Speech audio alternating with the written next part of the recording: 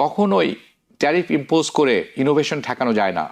যদি আপনি কম্পিটিশনে থাকতে চান, আপনার নতুন নতুন ইনোভেশন থাকতে হবে। ডোনাল্ড ট্রাম্প যেই উদ্দেশ্য, যে রেটরিক নিয়ে এই ট্যারিফ গুলা করছেন, যে আমেরিকাতে পণ্য উৎপন্ন হবে, আমেরিকাতে জব ফিরে আসবে, ঠিক তার উল্টাটা হচ্ছে। ফোর্ড অলরেডি তাদের শ্রমিকদেরকে ছাঁটাই শুরু করেছে, কারণ ডিমান্ড কমে যাচ্ছে। যে কোনো দেশের উন্নতি আপনি দেখবেন প্রথমে শুরু হয় কৃষি খাতে, সেটা ডেভেলপ হয়, সেটা ডেভেলপ হয়ে একটি উন্নত পর্যায়ে যায়, তারপরে তারা কলকারখানা স্থাপন করে, দেন the industrial revolution happens, and then science will come in and take them to the next level. Biggest player হলো China, Japan, Canada, Mexico, European দেশগুলা। এরা কিন্তু ডোনাল্ড ট্রাম্পের এই tariff, specially China, totally defy করছে। চায়না, জেডি ভ্যান্স বলেছেন they R pageant, কৃষক খামারি, এরা কি এই শিখাবে? কত বড় অজ্ঞ হলে আমি আমি আমি লজ্জা পাই যে এই লোক হার্ভার্ডে পড়ালেখা করেছেন। Harvard law, it puts me in shame to be honest with you. Anyway, যে কোনো দেশের উন্নতি আপনি দেখবেন প্রথমে শুরু হয় কৃষি খাতে, সেটা ডেভেলপ হয়, সেটা ডেভেলপ হয়ে একটি উন্নত পর্যায়ে যায়, তারপরে তারা কলকারখানা স্থাপন করে, দেন the industrial revolution happens, and then science will come in and take them to the next level. এটি বোঝার জন্য বিগ রকেট সায়েন্স হওয়ার প্রয়োজন নেই। আপনি চায়নার কথা বলছেন, আপনি দেখুন ইভিতে চায়না আমেরিকাকে অনেক পিছনে ফেলেছে। এলন মাস্ক সরকারির পয়সা অপচয় করে ভর্তুকি নিয়ে তার সম্পূর্ণ ইভি ইন্ডাস্ট্রি দাঁড়ি করিয়েছেন। গত 5 বছরের নতুন কিছু নেই, no new technology, no new design, no new model, no new software. এখন তারা ইম্পোজ করছেন ট্যারিফ চাইনিজ ইভির উপর, যাতে এটা না আসে। কখনোই ট্যারিফ ইম্পোজ করে ইনোভেশন ঠেকানো যায় না।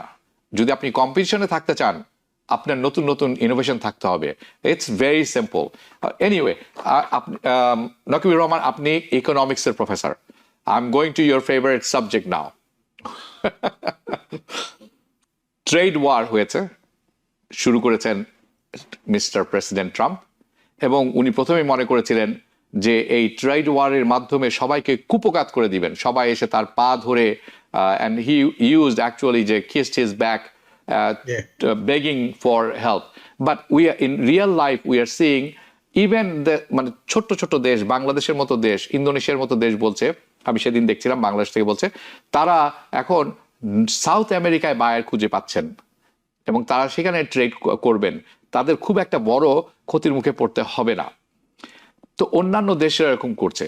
চায়নার উপর দেখছিলাম আমি, তারা এই প্রেসিডেন্ট ট্রাম্পের প্রথম প্রেসিডেন্সি থেকে তারা শিখে গেছেন যে আমেরিকার উপর তাদের নির্ভরতা কমাতে হবে। রাইট নাও তাদের 100%-এর মাত্র 15% বাণিজ্য করে থাকে আমেরিকার সাথে।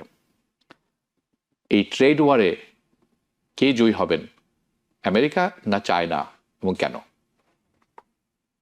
আমি আপনার প্রশ্নের শেষ অংশটা দিয়ে শুরু করি, যে যখনই ট্রেড ওয়ার হয়, এই ট্রেড ওয়ারের লুজার হলো সবাই। I agree. এটা দিয়ে আমরা যদি 1930s এর ট্রেড ওয়ারটা যদি ধরি, তখন so basically it led to depression, of course, তাই না?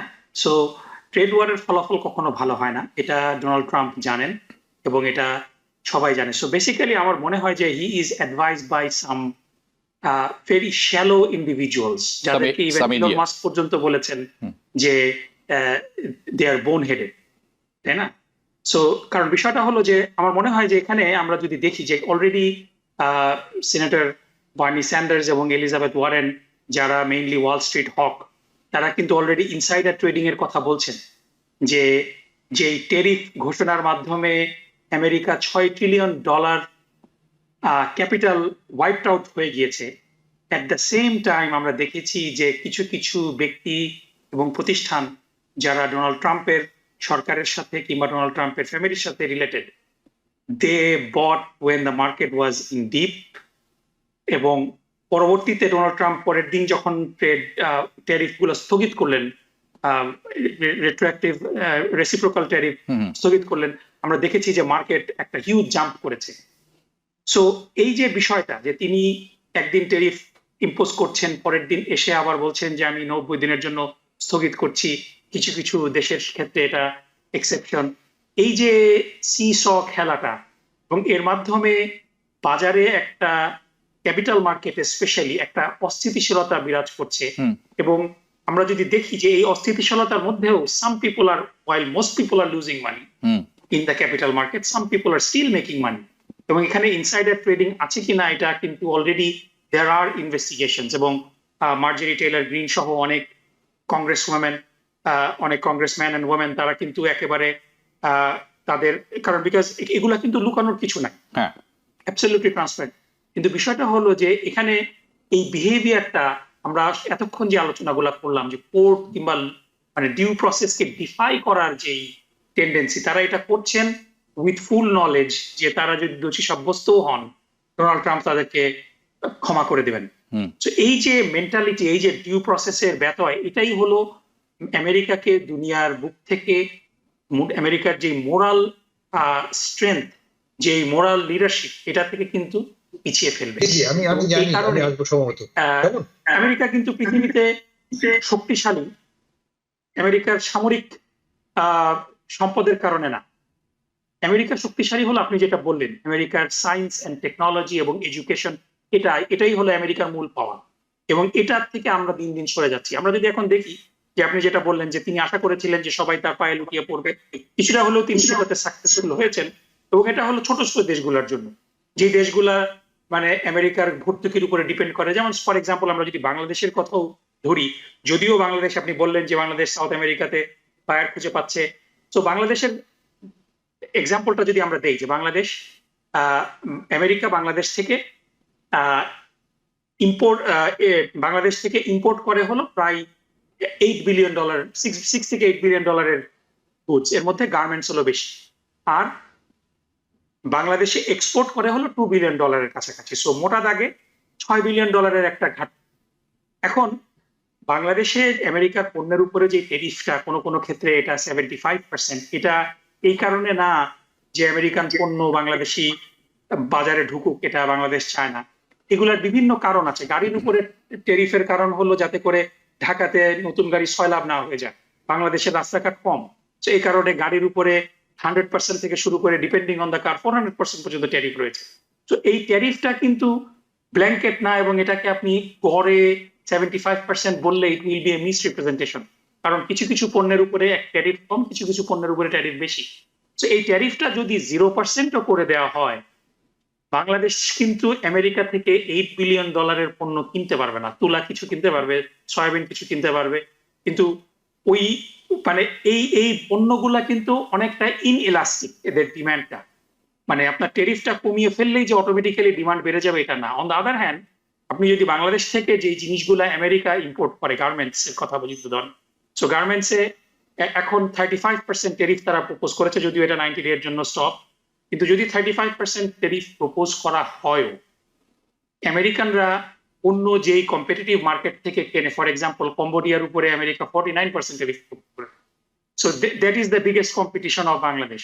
সো আমেরিকানরা কিন্তু তাদের যদি কস্টের কথা ধরেন, সবকিছু মিলে স্টিল তাদেরকে বাংলাদেশ থেকেই কিনতে হবে, তো কিন্তু কেনার পরিমাণটা তাদের কমে যাবে। এবং বাংলাদেশ যদি মানে নিজেদের ইকোনমিকে প্রোটেক্ট করার জন্য চেষ্টা করে, তখন তারা ডোনাল্ড ট্রাম্পকে তোষামত করবে যে তোমরা আমার ট্যারিফটা কমিয়ে দাও, কিন্তু এটা আমেরিকার ওভারঅল ইকোনমির উপরে কিন্তু কোনো ইম্প্যাক্ট ফেলবে না। বিগেস্ট প্লেয়ার হলো China, Japan, Canada, Mexico, European দেশগুলা, এরা কিন্তু ডোনাল্ড ট্রাম্পের এই tariff, specially China, totally defy করছে। ডোনাল্ড ট্রাম্প যতবার ট্যারিফ বাড়াচ্ছে, চায়নাও ট্যারিফ বাড়াচ্ছে। এটার ফলশ্রুতিতে আমি ইমিডিয়েট এটা বলেই শেষ করছি, দেখেন কি হচ্ছে। ডেট্রয়েট, আমেরিকা, যে মিশিগান ডোনাল্ড ট্রাম্পকে ইলেক্ট করেছে এবার, সেই মিশিগানের পোর্ট অলরেডি তাদের শ্রমিকদেরকে ছাঁটাই করা শুরু করেছে, কারণ তাদের একটা বিরাট অংশ F-150 গাড়ি, ট্রাক, তারা যেটা চায়নাতে তারা পাঠান, চায়নাতে তারা এক্সপোর্ট করেন। চায়না অলরেডি হায়ার ট্যারিফের কারণে, 140% ট্যারিফের কারণে চায়না কিন্তু চাইনিজ মার্কেটে এটার ডিমান্ড কিন্তু অলরেডি কমে গিয়েছে। এটার ফলশ্রুতিতে তিনি, ডোনাল্ড ট্রাম্প, যেই উদ্দেশ্য, যে রেটরিক নিয়ে এই ট্যারিফ গুলা করছেন, যে আমেরিকাতে পণ্য উৎপন্ন হবে, আমেরিকাতে জব ফিরে আসবে, ঠিক তার উল্টাটা হচ্ছে। ফোর্ড অলরেডি তাদের শ্রমিকদেরকে ছাঁটাই শুরু করেছে, কারণ ডিমান্ড কমে যাচ্ছে। আমেরিকান ফোর্ড A150 ট্রাকগুলা বাইরে বিক্রি কমে যাবে। সো বেসিক্যালি, এবং চায়নাও কিন্তু দে আর ভেরি প্রাউড নেশন। তারা কিন্তু এই ধমকিতে যদি তারা বাল্জ ডাউন করে, তাদের অর্থনীতিতে ক্ষতি অবশ্যই হবে। কারণ চায়নার capacity basically was build, America হলো সবচেয়ে বড় কনজিউমার মার্কেট। আমেরিকাতে যদি তারা তাদের পণ্য রপ্তানি না করতে পারে, তাহলে পরে তাদের অনেক কলকারখানা বন্ধ হয়ে যাবে। But they are willing to take that hit. Right. এবং সাথে সাথে আমেরিকার এটা মনে করতে হবে যে পৃথিবীর পপুলেশনের কিন্তু তারা একটা স্মল পোর্শন, যদিও অর্থনীতির একটা বড় অংশ। সো ওকে, এই খুব দ্রুত অন্য জায়গায় কিন্তু ডিমান্ডটা ওকে, চলে যেতে পারে। ধন্যবাদ ধন্যবাদ। আমি এই ব্যাপারটি আসবো, আমাদের হাতে সময় কম। আমেরিকা যেভাবে ট্যারিফটা আরোপ করেছে বিশ্বব্যাপী, তাতে অর্থনৈতিকভাবে এবং মানসিকভাবে বিশ্ববাসীর কাছে পুনরায় হেয় প্রতিপন্ন হচ্ছেন। নিউ ইয়র্ক থেকে সম্প্রচারিত TVN 24 টেলিভিশন, বিশ্বজুড়ে বাঙালির কণ্ঠস্বর।